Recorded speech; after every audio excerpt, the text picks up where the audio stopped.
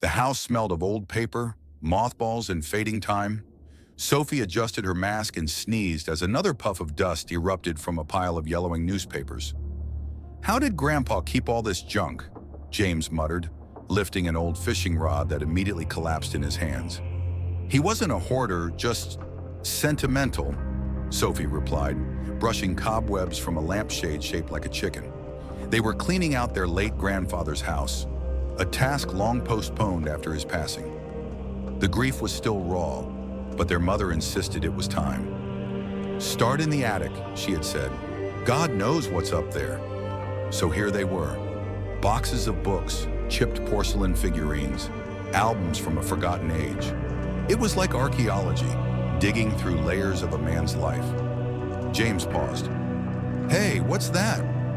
In the far corner, behind a stack of moth-eaten suitcases and a broken sewing table, was a wooden chest, dark, carved, and sealed with brass hinges.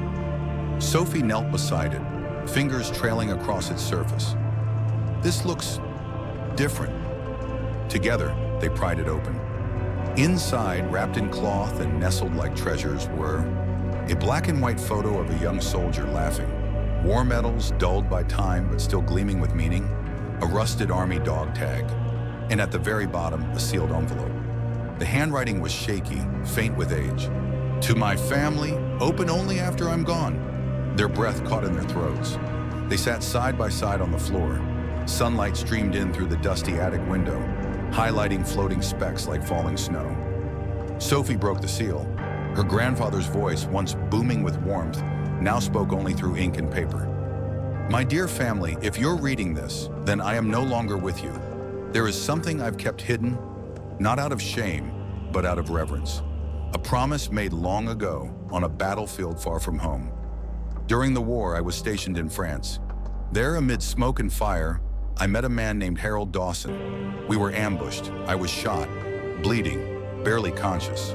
The enemy was closing in, and Harold, who could have run, stayed.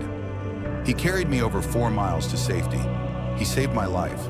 When I awoke days later, I asked him why, and he said, 'One day if you're gone, I'll make sure someone watches over mine too.' I laughed. 'If that day comes, promise me this. Take care of my family. Protect them.' He nodded. 'With my life.' I never thought it would come to that, but now it has. Harold Dawson lives next door. If you're ever lost or broken or alone, look to him. He's been there, watching, helping, even when you didn't know. Some debts are never repaid in full, but love can echo through generations." "Love," Grandpa's silence followed. James looked at Sophie, his voice low. "Mr. Dawson?" The letter trembled in Sophie's hands. "He's been our neighbor forever." Mr. Dawson had always been there, the old man with silver hair, kind eyes, and a quiet smile. He lived alone, tended his garden with care, and handed out toffees to trick-or-treaters every Halloween. He never spoke much about himself, but now flashes of memory rushed forward. The time their roof leaked during a storm, and Mr. Dawson showed up with tools, unasked. When their mother collapsed from exhaustion and hospital bills vanished quietly, never explained.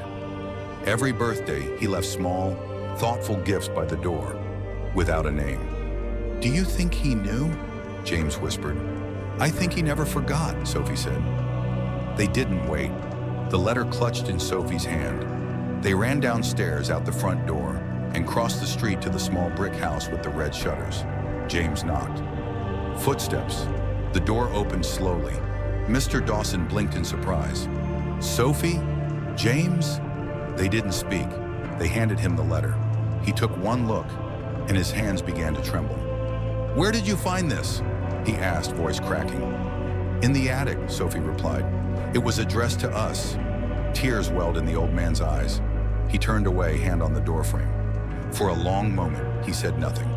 Then in a whisper, "I gave your grandfather my word, and I kept it."